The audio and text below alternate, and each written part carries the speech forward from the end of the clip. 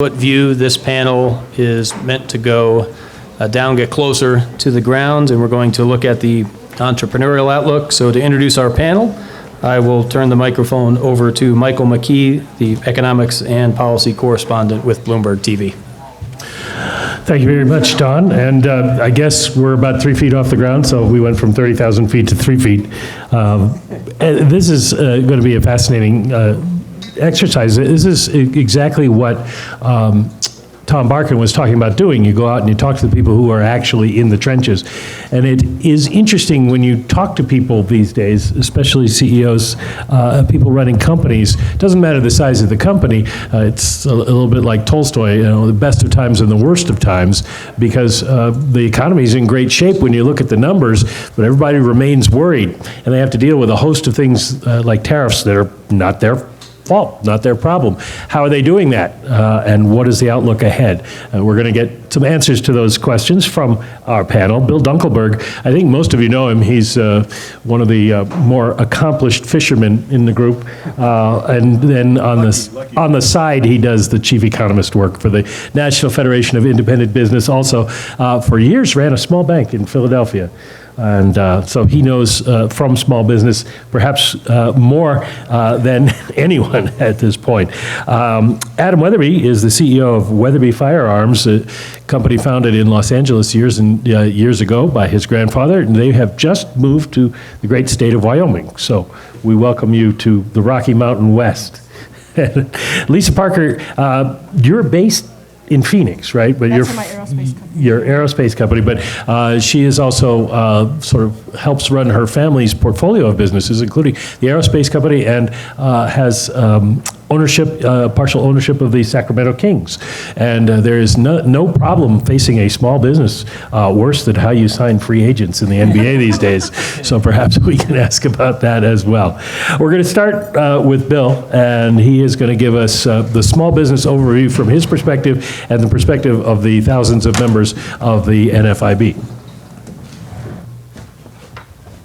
All right, I'll start my timer here, since professors always talk too long, and I'll try not to do that, and I'll try to make this thing work as well.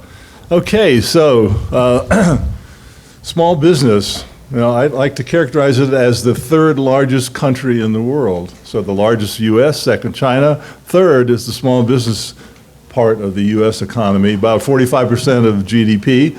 There are about 30 million firms out there, 6 million of them employ somebody, and 20,000 of those are considered big, and we follow them, you know, on CNBC. And the rest of us are out there. Nobody really pays a whole lot of attention to what's going on. So we'll try to see if we can give you some insight on what our sector, the small business sector, is seeing. That's just question of the day. Dad, what's a recession? Recession is when you get socks and underwear for Christmas. That's probably coming. If you're lucky, you'll get socks. Maybe you won't get anything. This is our job, of course, is to tell you where we are and which way we're going. Down the bottom says, you know, 2 ways out, neither is desirable. There are no easy answers to the kinds of issues that we've been talking about today. And they're going to be very costly to somebody, maybe to everybody, depending on the choices that our policy makers, of course, and how we respond to that. So we'll just kind of hope and continue to discuss. Says this is your caveat, says we should have known better than to ask economists directions. I sometimes characterize that group over there as the Federal Open Market Committee, but I took that off of there because I didn't want Tom to see that. And so anyway, here we go, maybe, if I point it the right way. There we go. So there's your two economies numbers, and they're very important. The neat thing about our piece of the economy is we are the R&D sector of the economy. This is where every big business started, as a small business somewhere. 1 or 2 people, and you know, lots of them grow, lots of them don't grow. Most of them don't grow, but they provide jobs and incomes, and that's the important function that we have. So let me show you the Small Business Optimism Index. You know, yesterday, Chairman Powell said that the sentiment, the measures that they're looking at are all depressed. They didn't look very good. Well, he's not looking at ours, because ours is not. So I've circled there. You can see this index has 10 components about hiring and expectations and capital spending and all that kind of stuff in it.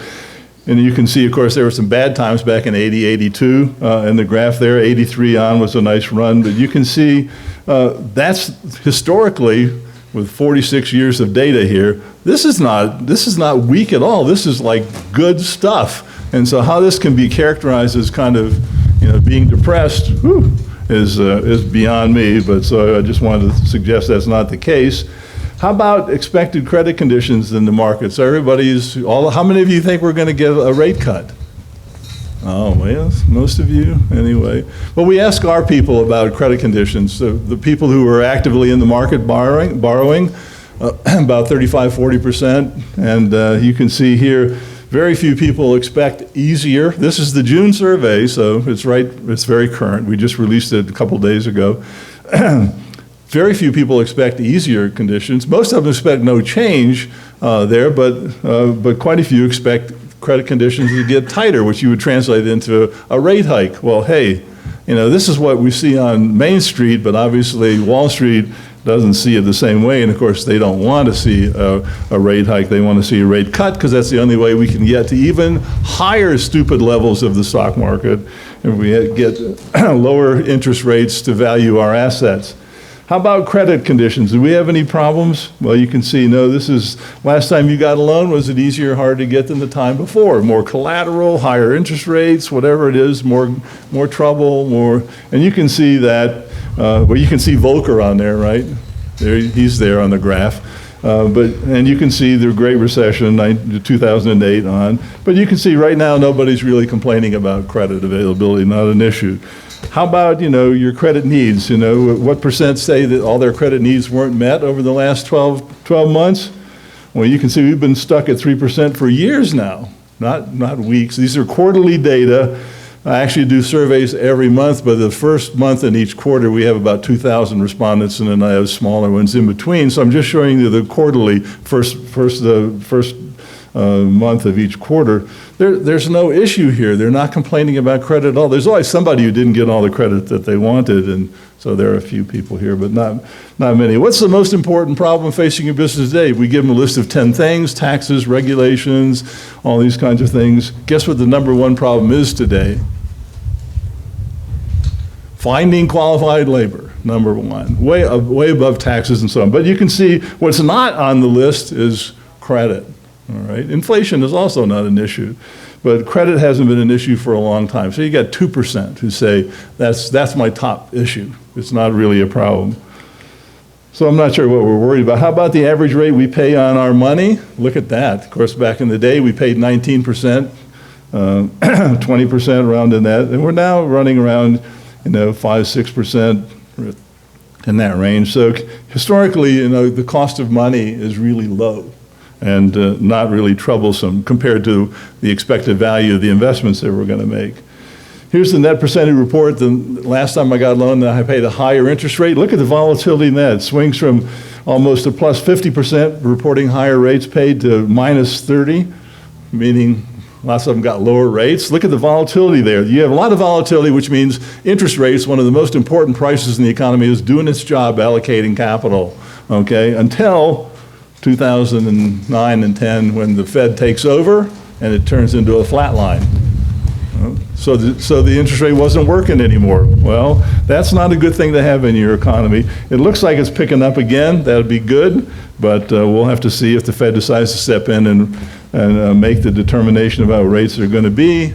Then so be it. This is our chart for forecasting the interest rate, right? Height of the chairman matters. I like that little chart. Okay, how about labor markets? That's the other one. Chairman Powell said he didn't think labor markets were hot, okay? Well, so look at the percent of our owners who have job openings they cannot fill. All right, so we're running around 35%, 36%, somewhere in there. If you look by industry, it's like 60% in construction. Well, no wonder we can't get houses built Earlier, I think Bill talked about, we keep thinking we should have, based on demographics, about 1.5 million starts a year. We get to 1.4 million. We've been stuck there, or 1.2 million, sorry. We've been stuck there for a long time. Well, talk to these builders. They'll tell you, I can't get a team together to go build the house. The labor's not available. All kinds of labor, skilled and unskilled. So we have a lot of jobs. I would call that a hot labor market, all right, a very hot labor market. How about plans to create jobs? Do you plan to increase or decrease the total number of people working for you? So you can fire some, hire some. When the dust clears, you got more people or fewer people. And you can see again, 46-year high numbers here. We're all trying to hire workers. We can grow, we can make more GDP, we can create more jobs. We just need to find people to fill those jobs, and that's been very difficult. Back to what's the most important problem facing your business today, you can see it's finding qualified workers. Now, that's really the top issue. Interestingly, labor costs have never been really an issue until just starting to show up. The blue line there is it's about as high as it's ever been. It did on one of the monthly surveys hit 10%, so it's right around 8 now, 8 or 9. So labor costs are not a real concern for the small business owners out there, but it may become, if we see.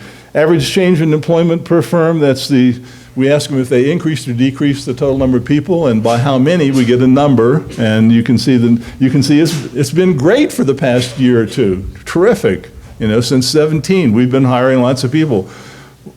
I call that a great labor market, and probably, I would call it a hot labor market. You can also see who fired those 8 million people back in the recession. It wasn't the big firms because they don't employ that many people. It was small businesses. We had, we started too many firms, we built too many houses, and we had too many workers, and we had to get rid of them. So it was a tough time. So just a comment about kind of policy.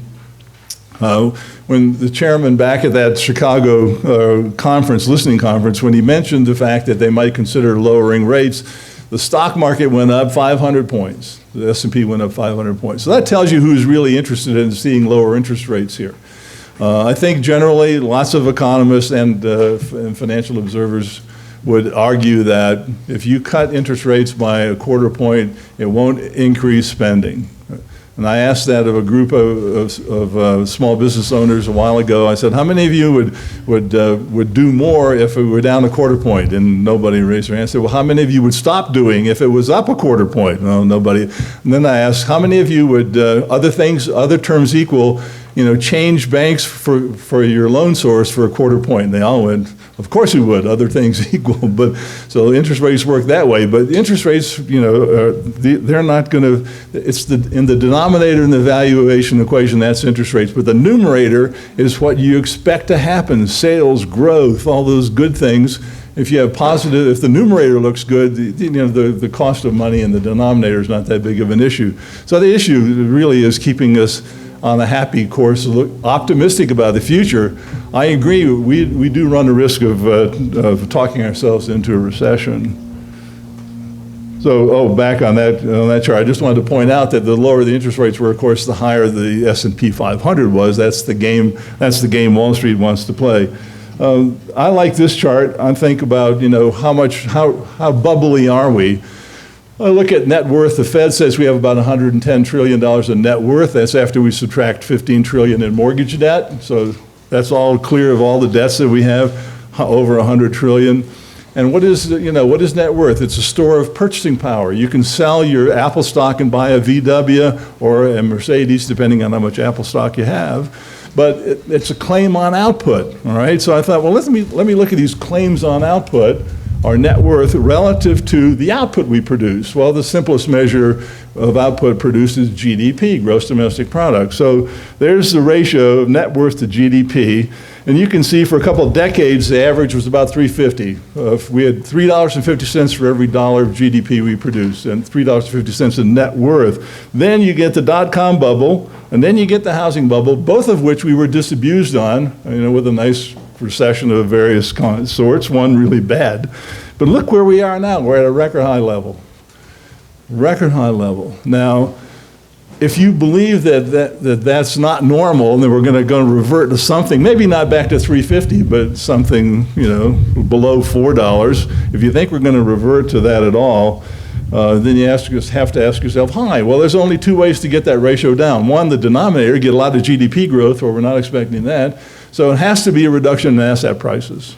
And I think the reduction in asset prices we're going to see is going to be very scary. So that's my worrisome point for us. So then I just put a little political comment in there. I can't resist that. And I have one or two more here.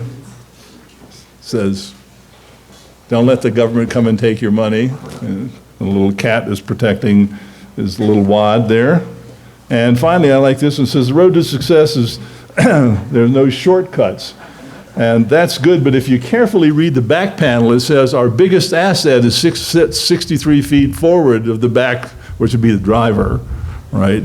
And of course, the driver didn't do such a good job there. But speaking of drivers, one of the reasons we have a very high rate of job openings in the wholesale trades is we can't get drivers. So, all right, so if you look at the small business sector of the economy, which is half in my opinion, they're still very optimistic.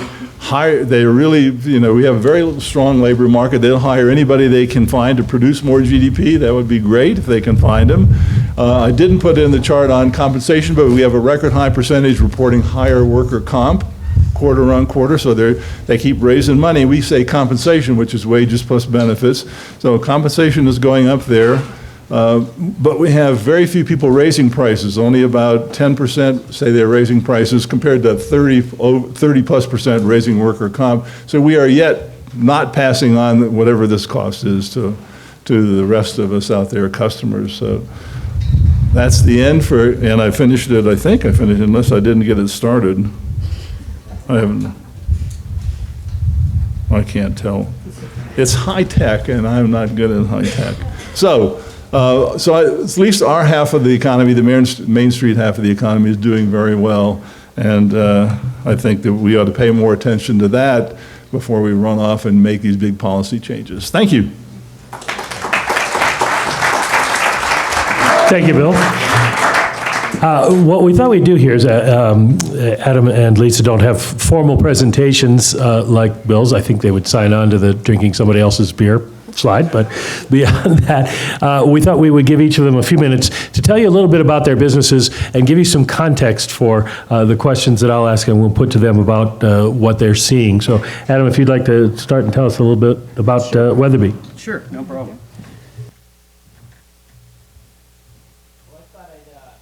Tell a little bit of story about who we are. It's kind of gonna, I think, Jesus taught in parables, we can learn from stories, and we're talking about all these numbers and charts and graphs and things that are so applicable. But I think my family story is a lot of the reason we're all here today. It's the story of the American dream. It's the story of my grandfather, Roy Weatherby, born 1910 in Kansas as a poor sharecrop farmer with 7 older sisters. So he had a lot going against him, right? He started trapping in the creek out behind their house in rural Kansas and getting a love for the outdoors. He shot crows for the neighbors for a nickel and began to, kind of get a love for firearms. Him and my grandmother, Camilla, moved out to Los Angeles, California. I don't know how they afforded it, but they got there. He sold insurance door to door and began to tinker in his garage with ballistics and firearms and different things like that. And he was a passionate hunter. And he went out hunting one day and injured an animal and came back and said, man, I like to harvest my own meat, but I want to put down the animal quicker, and came up with the philosophy of how to load ammunition and get bullets moving faster and put more gunpowder behind it. And so in 1945, my grandfather in Southern California began what we know as Weatherby Incorporated. Didn't have $1 to start it, so he sold Grandma's family farm back in Kansas to help fund the beginning of what we know as Weatherby. And we've heard stories and stories like that over the history of our nation, of people truly being able to do that, and that's what makes America, America, or people like Roy Weatherby. And so I get to be here 74 years later, trying to take the same sort of risks in a small business, much as we heard about here this morning from Bill, that I'm kind of doing that today. I feel like here I am 3 generations later, taken over from my father, who took over from his father, doing much of what a lot of Americans have done in family business. I have a lot of things going against me. Multi-generational family business. Statistics, I beat the odds. I'm still here, and we're in business. So amen to that. We're excited to be in business. But number 2, we're in manufacturing. And manufacturing in the United States has had plenty of challenges. And as we've heard today, things have moved offshore and elsewhere. So I'm in manufacturing. And then third, in today's political climate, I make guns. So it's just amazing that that we're here, and I'm honored to be on this stage today. As my wife Brenda and I have been a part of this 3rd generation family business, we've looked and said, many of the risks that my grandfather and my father took before me are what's going to continue on today. Some of the same risks that many small business owners are taking on Main Street. For us this last year, it was packing up after 74 years in the state of California. We employed 70 people there and had been there for a long time, making some of the kind of premier hunting rifles and shotguns and ammunition that are on the market today that we sell at retailers around the world, from big box stores to your mom and pop shops. And so we deal with retail and all those things, but we grabbed our employees and said, it's getting tougher here in California for a number of reasons for us to be a manufacturer, and a number of the business climate things for us, and also the political climate regarding the products that we make. And so we ended up in Wyoming, which is very different. I just came out of its first winter, and I'm here to tell you it is not California.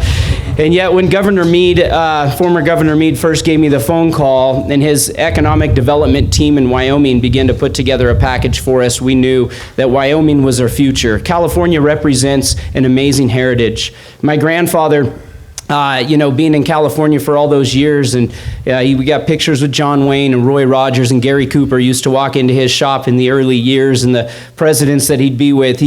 California is such a rich heritage and a rich past, but for us, we knew we were going to move into spaces that were in the great outdoors, where our employees and customers use their products to harvest their meat and their big game. And so we ventured off and was part of an economic development package, which we've learned that many manufacturers are doing in this country, finding really greener pastures to be able to go into the future. But out of our 70 employees, we said goodbye to 52. 18 came with us on this journey. And so my wife, who's over the people part of our business, went out to hire 50 people. We got 3,500 applicants for 50 jobs. In Sheridan, Wyoming, and we went up there, and it was risky, and we had downtime in business, and we lost lots of employees, and we had double time across the board and different things. But we knew, just as when Grandma sold the farm, that in order for us to keep going, just like many small businesses, it's risk taking, as we've heard about today, that really put us where we're at. And there's a lot of small businesses, I believe, just leading our family business, that are out there today because of the risks that are being taken. And those who are trying to kind of take shelter in the harbor and not take those risks are the ones, I think, that are going down. And it's the ones that are willing to venture out of that harbor and really trust their team, really have faith, as the great late missionary Hudson Taylor once said, without risk in our lives, without a need for risk, there is no need for faith. And so really, I believe what it is it's having that faith and that trust that we can build a better mousetrap at a better price, that it's guns, but it's an analogy, that we can get it in the stores that it needs to be in. We've faced a lot of challenges as of late, certainly, in moving a business. We face a lot of challenges at the retail sector, and being a firearms manufacturer, it's tougher for us to get we need retailers to get our products in the hand of customers, especially with the instant background check, the NICS system that's set up in order to get it in the hands of safe end users. And so we depend on retailers, and there's been a lot going on in the retail space, as we all know, but that affects us as a manufacturer. And so we've dealt with that. There's been big box stores like Gander Mountain that have, filed for bankruptcy and reformed. There's Bass Pro acquiring Cabela's for, $4 billion or whatever it was, and kind of just that, going on. We've had 2 distributors, large customers that have gone bankrupt in the last couple years, and so we have faced kind of some challenges at the retail space. And so there are many of those things that we're facing. And then it's finding that quality labor and workforce. much of what built the American dream, especially in manufacturing, was quality craftsmanship, and that's something that we pride ourselves in.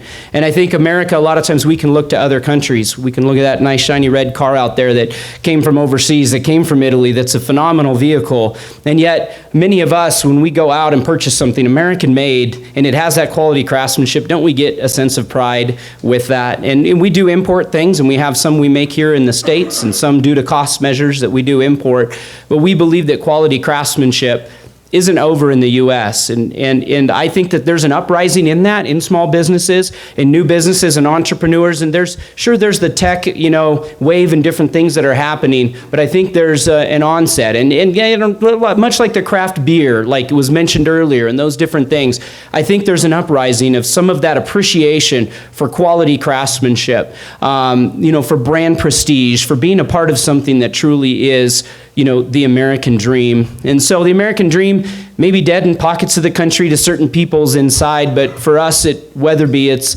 alive and well in Sheridan, Wyoming, where we just built a new 75,000 square foot facility, a $12 million venture that the state of Wyoming helped back for us. And we're here to continue and know that family is a part, that we want our employees to feel a part of that family. After our grand opening in June of our new facility, one of the greatest articles I read from the press that attended said, I felt like Weatherby was a family. Not just if your last name was that, but if you were there. That guys on our assembly line, when they're done, and they hold one of our products and they're in hand, and they someday walk into a retailer and see it on the gun shelf, that they even look sometimes and look at that serial number, and they may know if that came from their hands, and there's a sense of pride. And I think much of our labor force moving forward needs to have that sense of pride and quality craftsmanship that still can come from this country and from great men and women that can help build products. And so I think family, quality craftsmanship, and innovation is needed. Our industry's been down. There's other folks here in our industry, and they'll tell you they are, but when things are down, innovation goes up. And sure, it makes it tough for us. We can't sit back. And I think small businesses, especially manufacturers, can't sit back and just enjoy the ride right now. I recently hired a director of engineering from aerospace that worked for Lockheed for 10 years and helped build the Mars rover. Why'd I do that? Because I know that if I just do the same thing again and again in my space, we're gonna die. I mean, a bolt action rifle, you look at the 1911 is one of the best-selling pistols, and it's 108 years old. We're not very innovative in my industry, and so I know that in all industries we need to be innovative, bring new materials and new technologies in order to move us forward. And so I think for small businesses, on the behalf of manufacturers, behalf of family businesses, on behalf of craftsmen, that there is a future for us in this economy, but it's not for the lazy, and it's not for the faint of heart, and it's not for the people that aren't willing to work, much like we heard last night, like the farmers, that we're willing to pull up our bootstraps, we're willing to put in the tough work. And up in Sheridan, Wyoming, we're not dead, we're still kicking, and we're still alive, and we're looking forward to what God holds for us in the future. That's a bit about me and my family brand. All right, thank you, Adam. Let's have Lisa come up now and tell us a little bit about her family of companies. Her family's family of companies, I guess, is the way we would put it. Very similar to Adam's in a lot of ways. My family owns a bunch of companies. I oversee them all.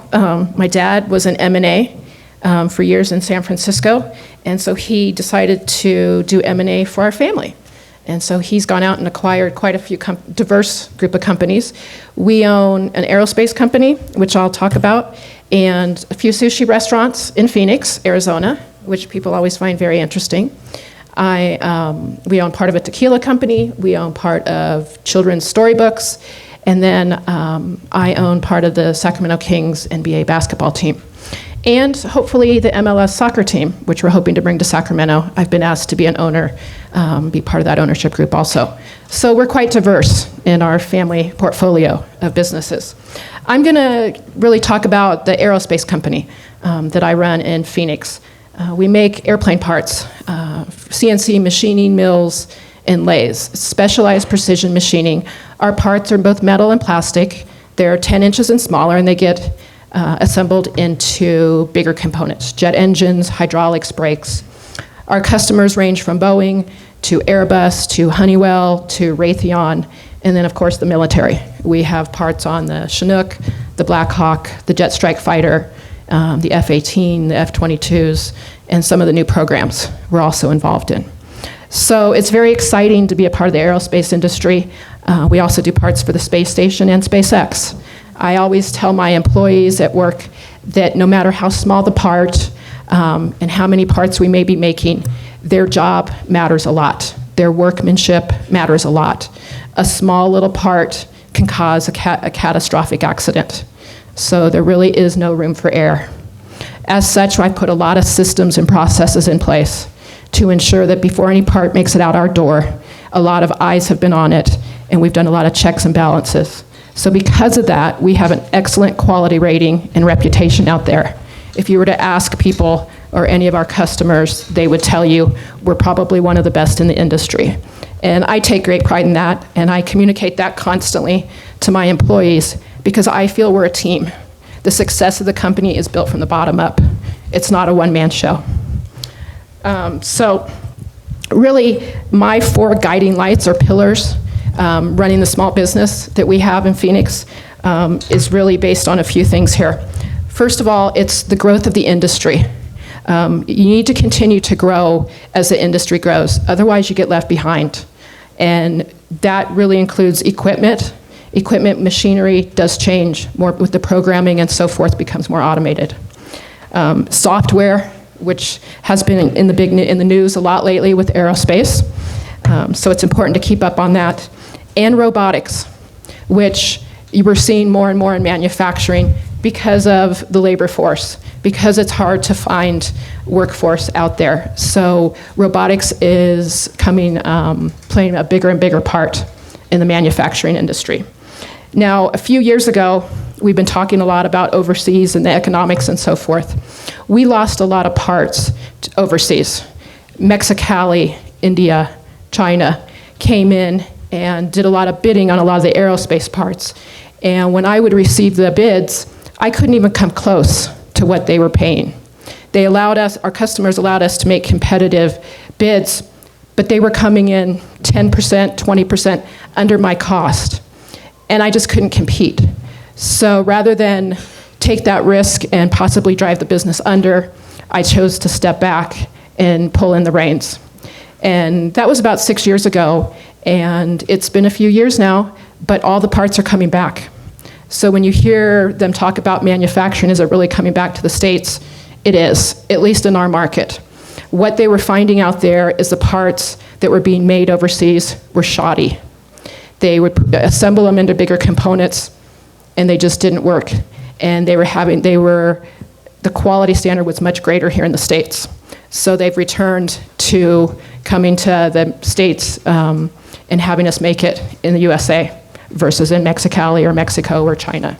So we've gotten probably almost 90% of our parts back. They've realized that the cost isn't the only thing to be looking at, that the value of the part plays a role too. So that's really good to see.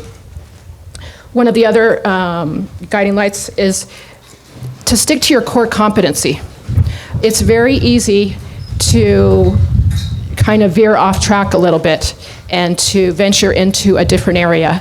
And I have been asked many a times to possibly go into a different type. Specialized precision machining is what we do. So we've been asked to maybe go into grinding or something else. That's just not our core. And so I really believe that when you stick to your core competency, it is the best way to go. That makes you very successful. You have experienced, skilled people in those areas. And so that's been a really big pillar and guiding light for our company, was to stick to the core. Know your core, stick to it. The next one would be, keep your finger on the pulse. I think it's very critical to know exactly what is going on within your company. And that's easier to do with a small business versus a large corporation. But I make it a point to interact with all my managers, supervisors, and really walk around my manufacturing facility. Even with the machinists, they are in the trenches. They know what's really going on out there. And so I think it's important not to have layers between you and your core workforce. That way you can really communicate and find out what's going on, much like the discussion yesterday about trust and so forth. I also think it's important to have face-to-face with your customers and your clients. They want to, we do a lot on the computers these days and stuff, but a face-to-face meeting really goes a long way, probably based on trust in a lot of ways too. But we're able to really use that as a growth factor in everything and develop a strong relationship with people such as Boeing or Honeywell. And finally, much like we've been talking about up here, is the workforce. Be it in manufacturing or small business, there's a high demand with this workforce. What I have discovered is that our workforce with us is aging in the manufacturing industry. And as I started realizing a lot of my employees were aging, where was our company going to be in 10, 15, 20 years? We've owned the company almost 20 years now, and we've had a lot of the same employees year after year. So what could I do in order to ensure that our company would still be successful in 10 or 15 years? So what I did is I went out to ASU, we're in Phoenix. I went out and started talking to the engineering department, the aerospace department, the NASA department at ASU, which is very strong. And I have brought in some of these younger minds, this younger generation, and hired them, the engineers, on. And they are very sharp. And they have started working with my senior employees, bringing their knowledge and what they've learned in the industry with our senior knowledge. And so we're able to be a team. And that's working out really well so that going forward, I have a workforce.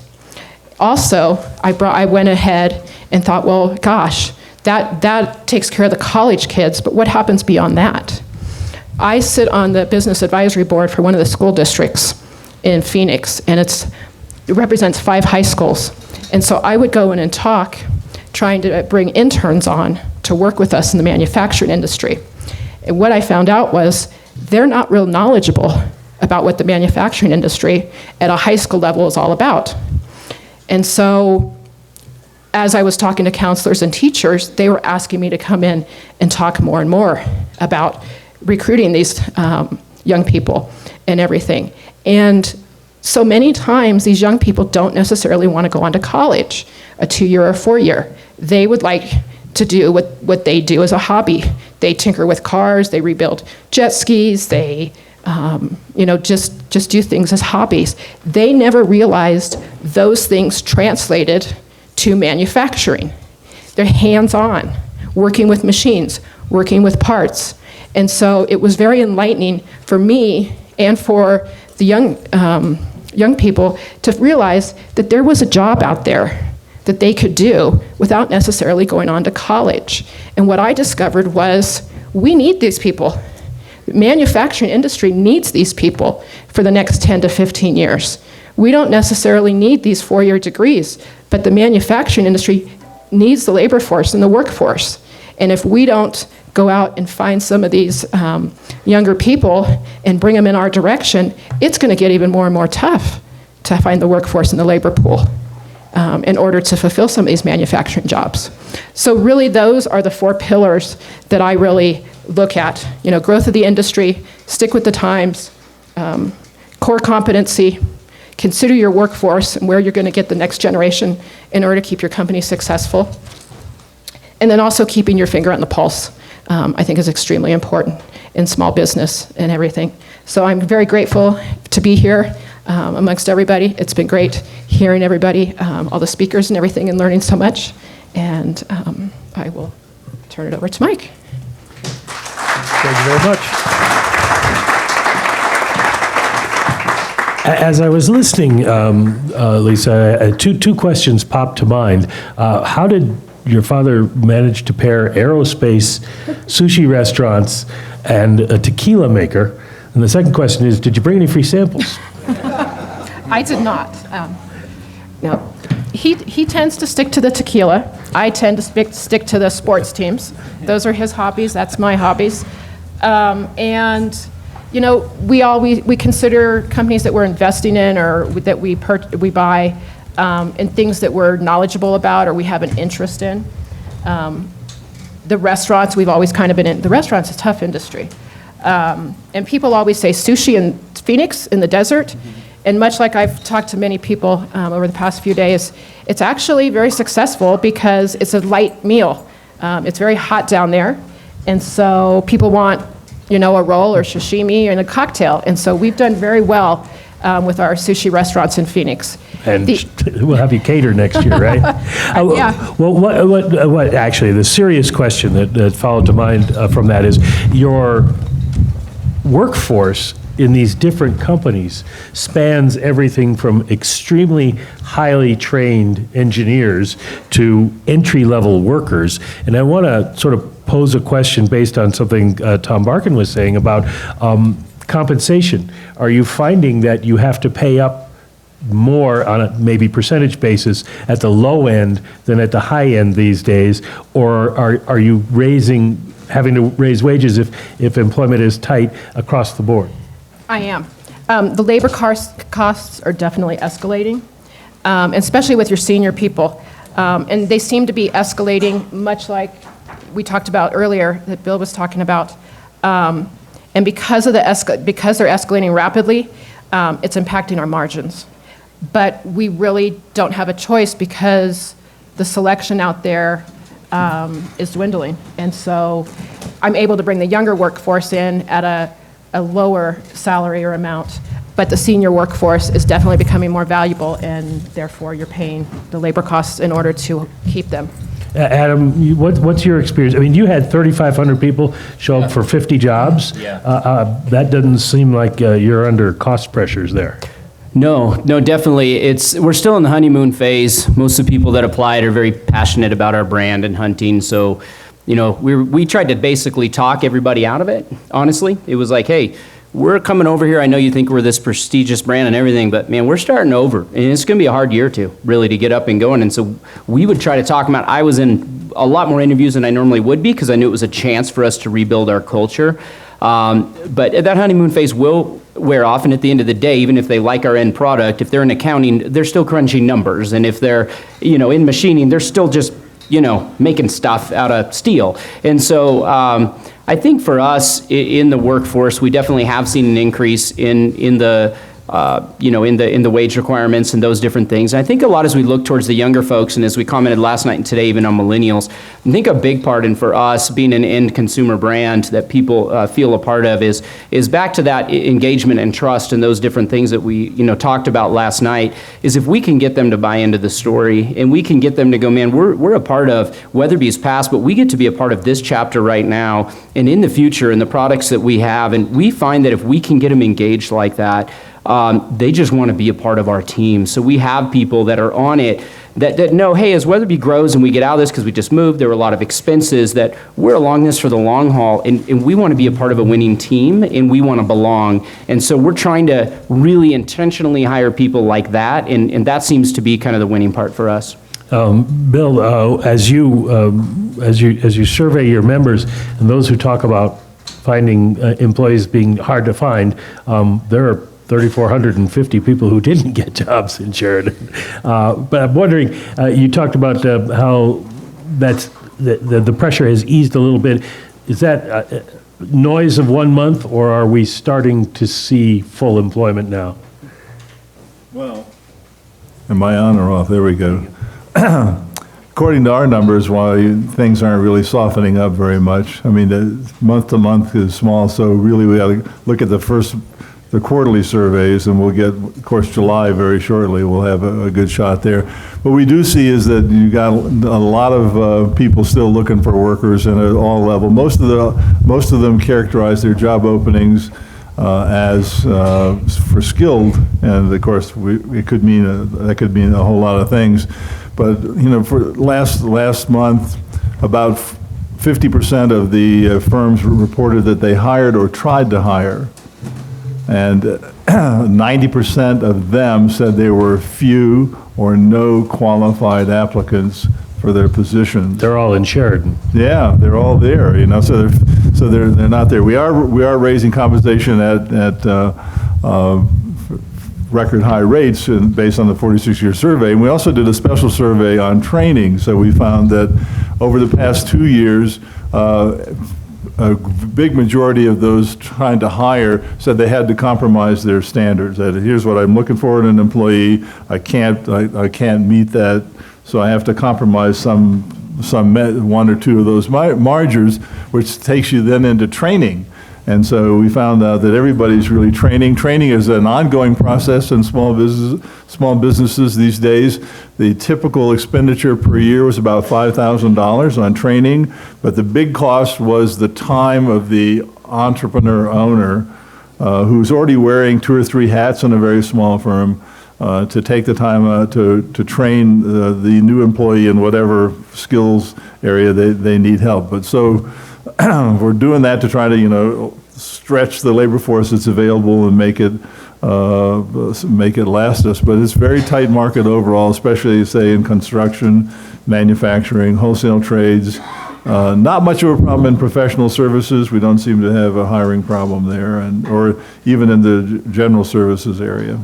Adam, I wanted to ask you something about one of Bill's data points, and that's credit. You just built a new factory. And obviously the state of Wyoming working with you, but did you have any issues with credit or the cost of credit? Yeah, well, the new building was definitely, one of the reasons we moved, because of the incentive package, for Wyoming. And so as we dealt with different things, I think there are plenty of folks out there willing to loan money right now that we found as soon as we moved to town. I think I went to lunch with every banker the first 2 weeks. And so, there were things they were definitely ripe and ready to engage with us and our business. So it wasn't a major stumbling block. Yeah. And Lisa, I want to ask you, obviously you're in a business exposed to a lot of foreign trade, and you talked about people around the world using your parts, both on an input basis and an export basis. How is trade wars working out and affecting your business? The biggest thing that we're running into with the trade wars and with the tariffs right now is raw material importing.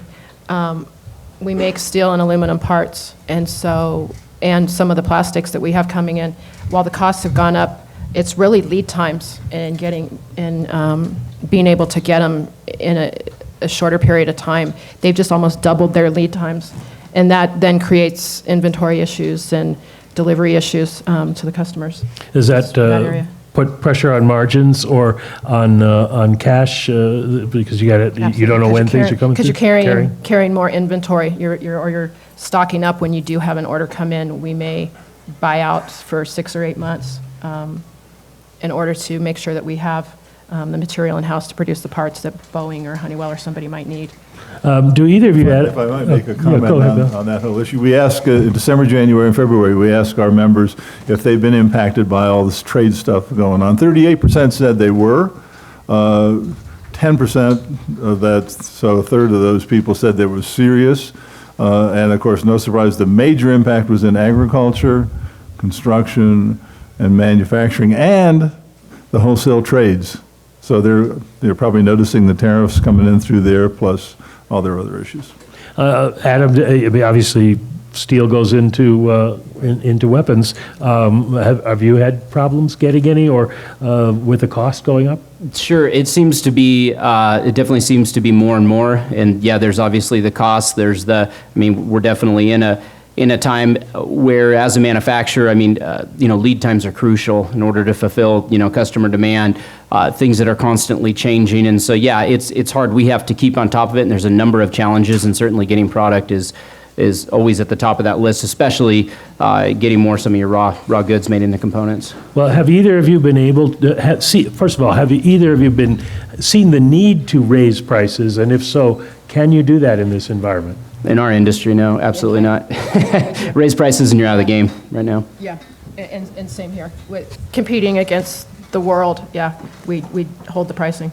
Then what do you do about that? How do you... Got to be creative in any and every other area that you can control, and all sorts of efficiencies, whether that be, different sorts of lean manufacturing, whether that be in just higher productivity, looking at personnel, much like we discussed last night, and getting out of more people. We have to look at any and every way of things we can control, or innovation, launching new product, et cetera, et cetera. So we have to take those things because those are the things we can control.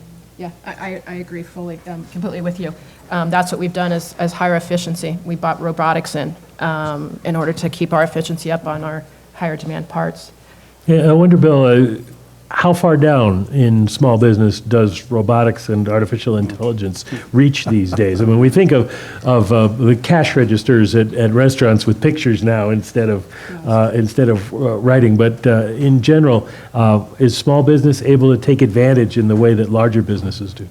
Well, I think that more and more we can. I've gone to a few conferences where you see, policemen in a box, and I mean, the technology's been miniaturized and made much more accessible and relatively cheap for small businesses for all kinds of stuff, including managing energy or keeping inventory, all those kinds of things. So that's, technology's been, I think, very helpful there. And of course, you pointed out that cash registers are easier to use. That means that where, in the older days, you needed somebody that could make change.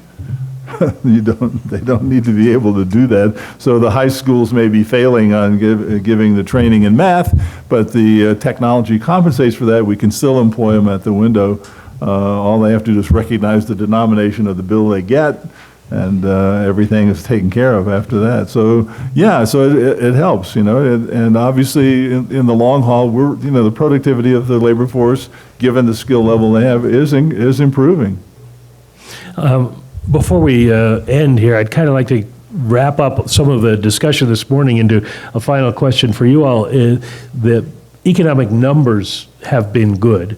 There is a mood in the country that seems not as enthusiastic as it was, and now that we're in the longest expansion ever, and people are starting to wonder how much longer can it last, let me start with Adam.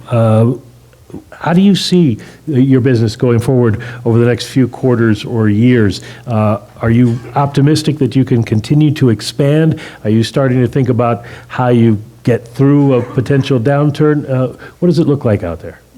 Sure. I think, one of the benefits of being a company our size in a space, we have a real small sliver of the pie. And so if we play our cards right, if we come out with the right product at the right price, et cetera, we still have a lot of market share to gain. And so for us, we're really focused on that. So if the economy were to take a downturn, there's still going to be a lot of goods in our area that are purchased. And so if we can continue to increase that, obviously that's a key to our focus. So that innovation and new product development and having the right, the right product at the right price, I think, is going to be really key for us moving forward. So we have, I think, for us, we have this brand, and kind of what I keep saying my job is, our brand is 10, 100 times bigger than what our revenue or our profits are.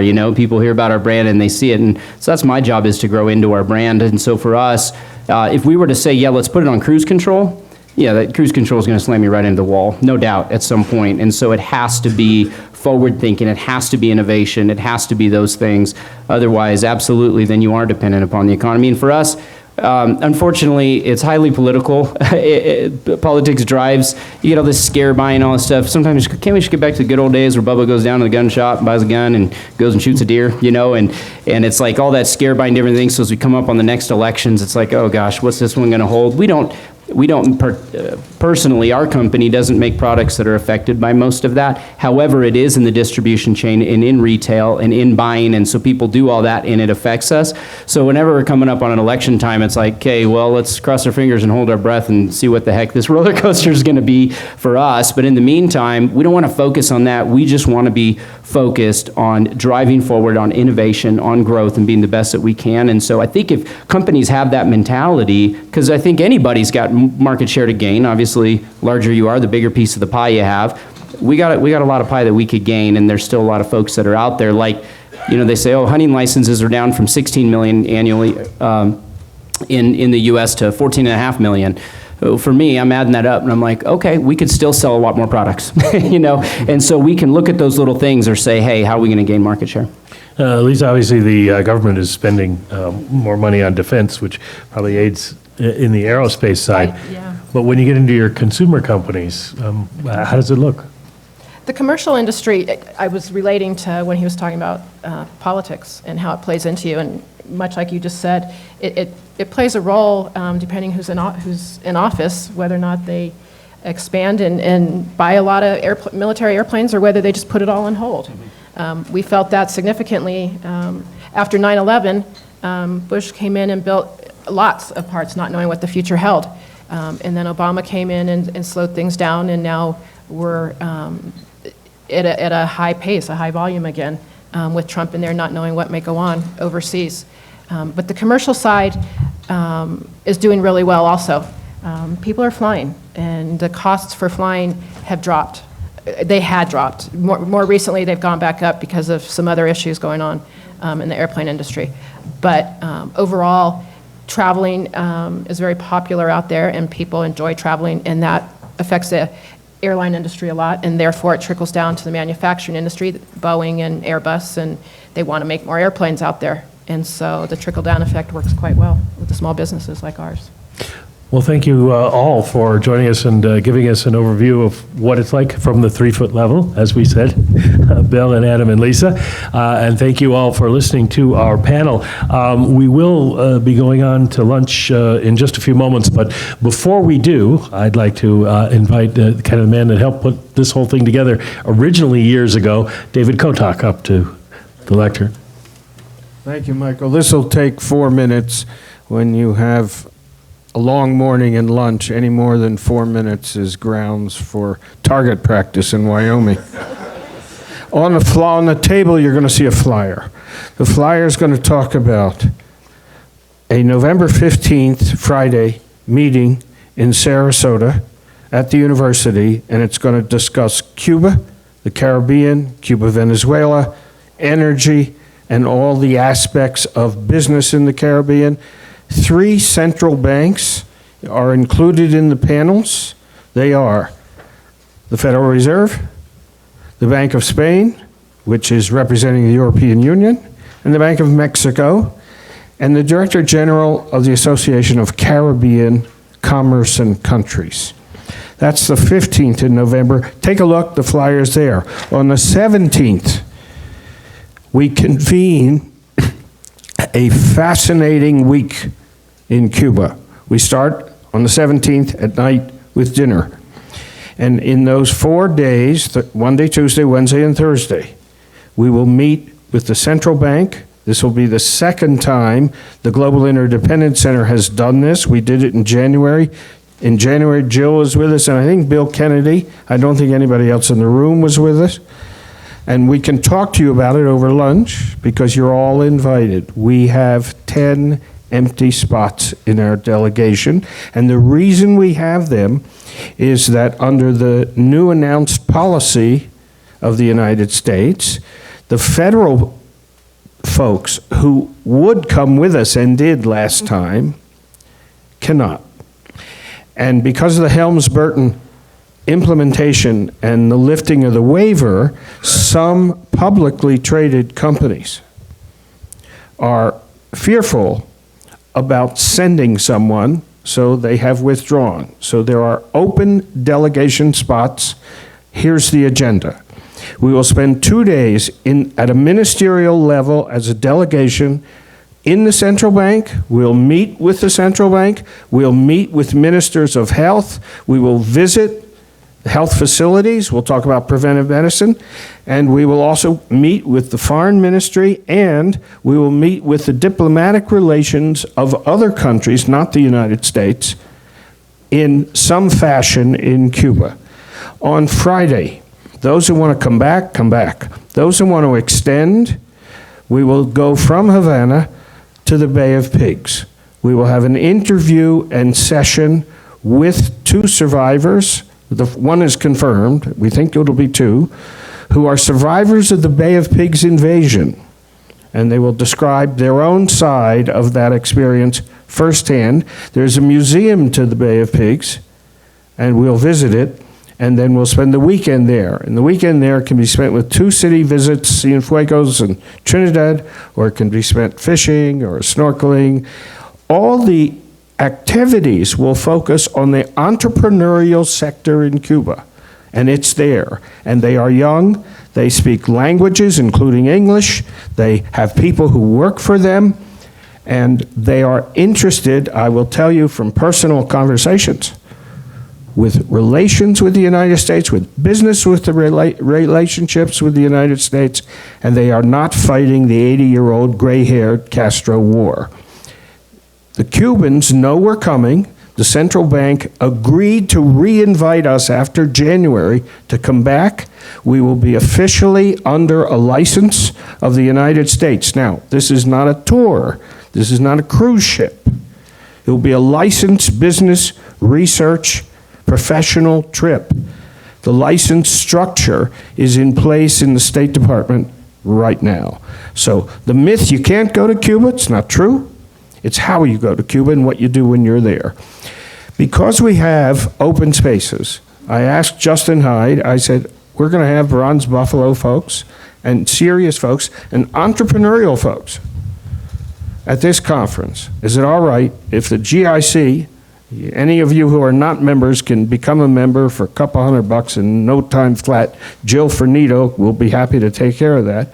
And we will bring a GIC members delegation to Cuba in November. Here's the flyer. Over lunch, happy to answer questions. I hope a few of you can join us. You will go to a country that for 60 years has been a communist country. Remember, Vietnam was that way. And the average official wage is $25 a month. And the entire population is literate. Think about the opportunity that would make if it opens up. And in my view, with my eyes, this will be my third trip, I've watched it open up. So it's an opportunistic trip, and it'll be a lot of fun. You will have a mojito if you want it. If you want it without alcohol, you can have it without alcohol. You will see in the 60-year-old car, you take a ride in it, and you'll come to the place where the mafia met in the Nacional Hotel too. So you'll have a little fun too. Thanks for the 4 minutes. There's the flyer on the table. Thank you, David. And now, Don, I think we go to lunch down all the way past the hotel at the Grill.